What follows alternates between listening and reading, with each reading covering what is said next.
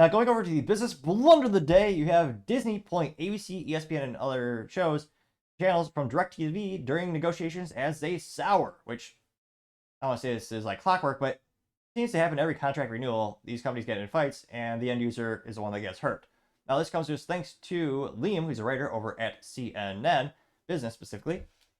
They say, quote, Disney pulls ABC, ESPN, and other channels from DirecTV in carriage standoff. Pull it up here. They say, quote, Disney pulled its ABC stations, ESPN, and others their lineup as the two companies failed to reach a new distribution deal, leaving millions of sports fans in the dark as the college, sports ball, and NFL seasons get underway. The expiration of an agreement between the two companies led to Disney-owned networks going dark for more than 11 million satellite subscribers ahead of the Sunday night football between Trojans and Tigers. Midway through the U.S. Tennis Tournament Open. Wow. This is the content creator at DirecTV, Rob Thun, saying, quote, the Walt Disney Company is once again refusing any accountability to consumers, distribution partners, and now American judicial system.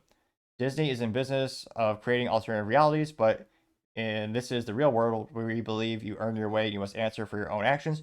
They want to continue to chase maximum profits and dominate control at the expense of consumers, making it hard for them to select the shows and sports they want at a reasonable price, unquote.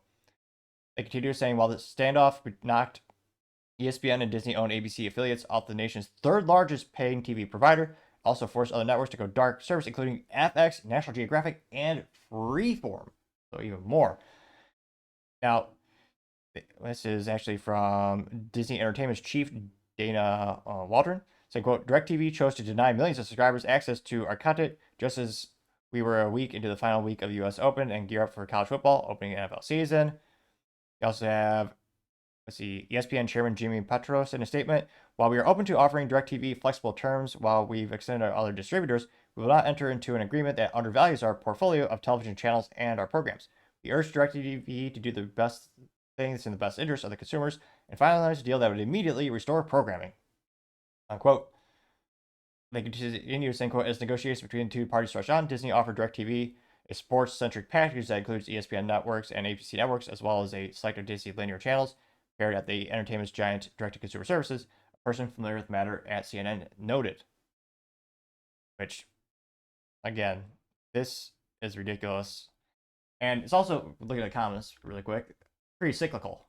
So somebody named MPH says, Disney pulled the same stunt before the 2023 NFL Super Bowl. They ran on nothing and pure greed. Dilly said, I'm glad I switched from DirecTV to YouTube streaming. I save money and more inclusive channels. Let's see here. Graham says, what do I think? I want to be compensated more than $20 for missing SEC football games next weekend if this fiasco isn't settled by then. It's pure media greed at its finest. It's who will settle first, who will give in.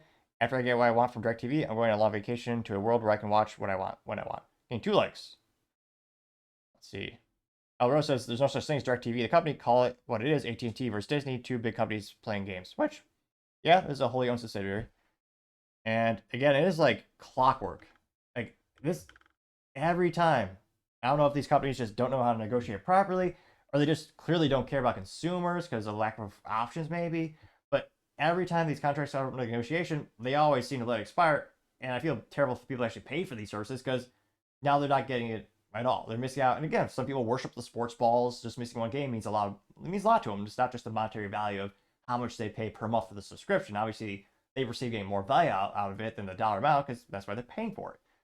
So again, I would say this business blunder is on both sides in terms of AT&T and Disney, but the fact that they let this expire yet again and all the consumers are losing out on the content that they're paying for, I gotta say that is certainly the business blunder of the day. Thank you everyone for taking the time to tune in. Again, trying to get to 4,000 subscribers by the end of the month, so if you can click that button, I really appreciate it. Also, give me a thumbs up, thumbs down, or comment. It's a great way to give me some additional feedback, letting me know how I can make show it better and better.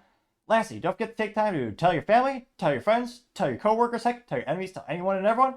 Just stay safe, fight the good fight.